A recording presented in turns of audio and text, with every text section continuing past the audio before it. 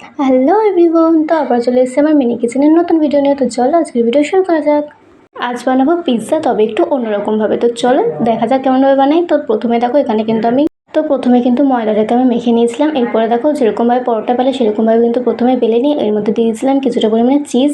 তো চিজটা গ্রেট করে দেওয়ার পর দেখো আবার কিন্তু আমি ভালোভাবে পরোটাটা বেলে নিয়েছি। তো চলো এবার এখানে দেখো ওভেনটাও ধরিয়ে নিয়েছি। তো কড়াইটা গরম হলে এবার কিন্তু এই পরোটাটা কিন্তু একটুখানি সেঁকে নিতে হবে। তো দুদিকটা কিন্তু উল্টে পাল্টে দেখো আমি কিন্তু ভালোভাবে এটা কিন্তু একটুখানি ফ্রাই করে নিয়েছিলাম। পরোটাটা এখানে ভালোভাবে ফ্রাই করে নেওয়ার পর দেখো এর মধ্যে এবার কিন্তু দিয়ে দেবো টমেটো সস আর দিয়েছিলাম ম্যাগি মশলা।